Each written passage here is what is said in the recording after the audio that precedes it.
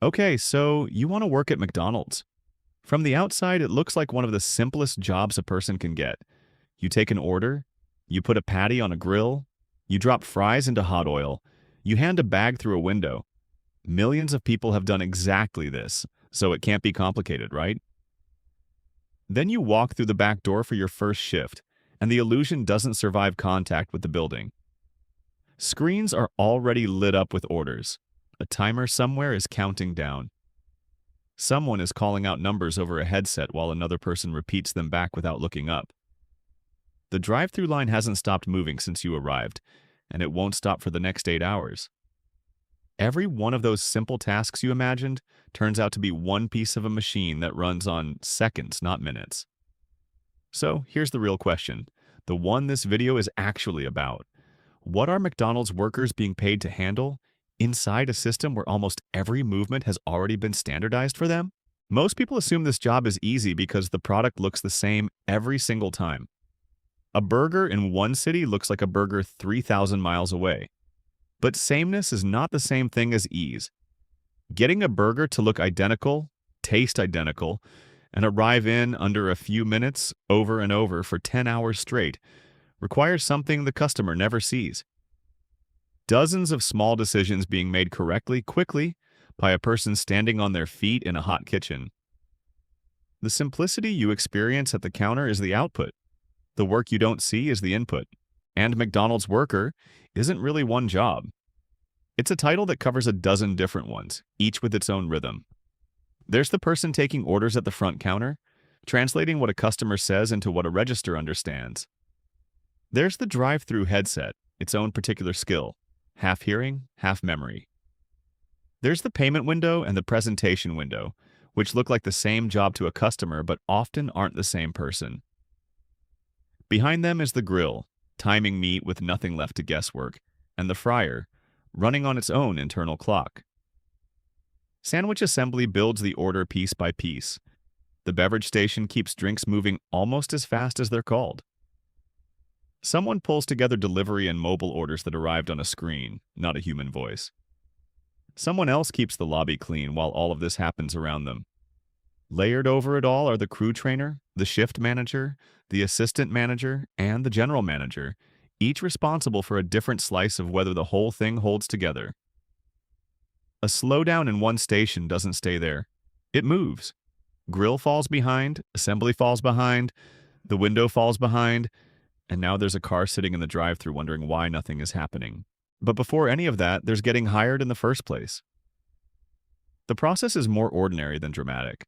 An application, sometimes online, sometimes in person, followed by a short interview that's less about your resume and more about your schedule. Can you work mornings? Can you work weekends? Are you available during the after-school rush?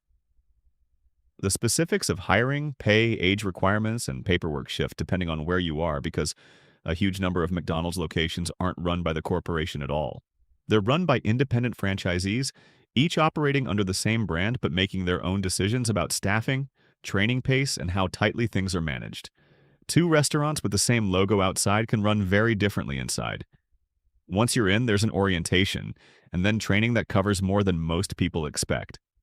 Food safety rules, how to avoid burns near the fryer, how to avoid slipping on a wet floor during a rush, how the equipment works before you're allowed near it unsupervised. Then your uniform is ready, and something small happens when you put it on. You stop being a customer who occasionally walks through this building and become one of the people who keeps it running. Most new hires start on a single station, not the whole kitchen, because the whole kitchen would be impossible to absorb at once. You learn one sequence at a time, where the ingredients live, how much of each item goes on, how long something can sit before it's no longer good enough to serve. How to keep your hands moving while keeping the surface around you clean. Because in this job, cleaning isn't a separate task, it's happening constantly, in the gaps between everything else. This is how a chain feeds a version of consistency across thousands of locations. Not through magic, but through this same repetition happening in parallel, all day, in every restaurant. What makes it hard isn't the individual steps. It's doing them correctly while the screen keeps adding new orders before you finish the last one. To understand why speed matters this much, it helps to see where orders actually come from. because they don't arrive one at a time from one direction. They come from the front counter, from self-order kiosks, from a mobile app, from delivery drivers standing near the entrance, and from a drive-thru lane that never fully empties.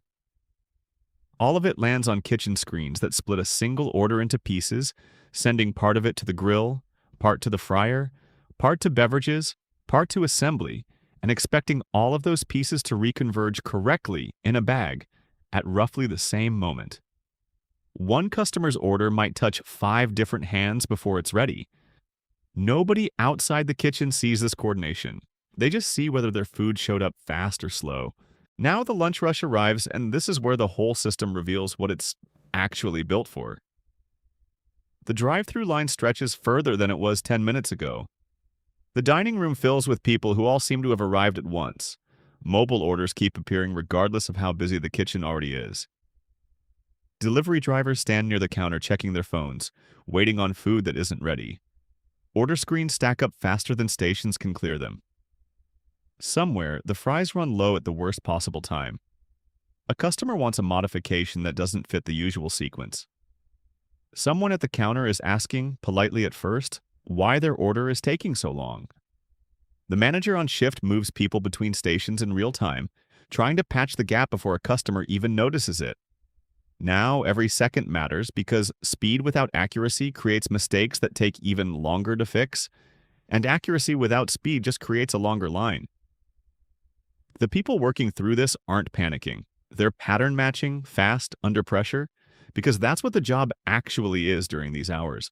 The drive-thru deserves its own attention because it isn't one task. It's several stacked together. Someone wears a headset and has to hear an order clearly over engine noise, wind, and a speaker never designed for perfect audio. They repeat it back, take the payment, and down the line another person builds it, checks it, and hands it off.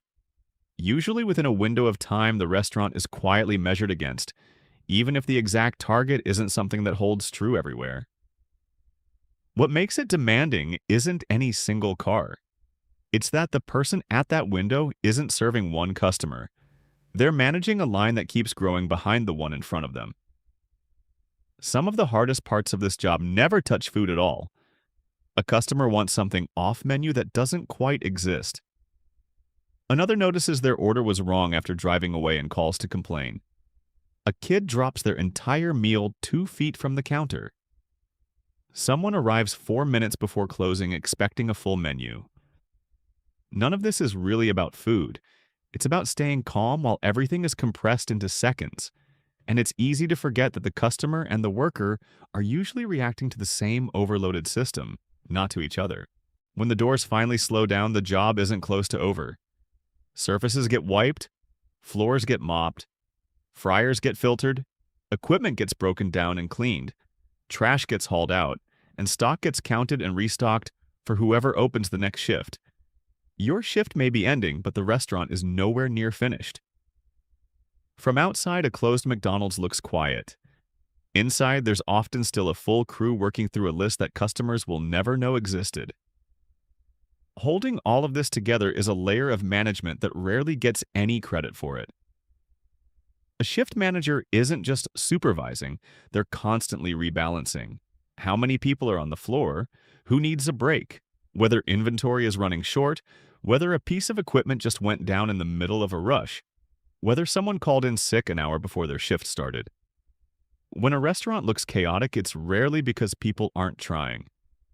More often, it's an incomplete schedule, a broken machine, or demand that simply outran what anyone predicted that morning.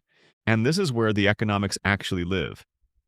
Pay is hourly, and how much it adds up to depends on more than the number printed on a paycheck.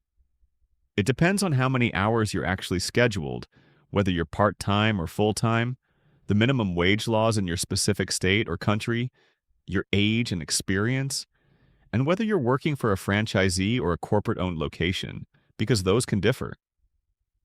Some positions offer discounted or free meals during a shift. Some locations offer paths to steadier scheduling, others don't.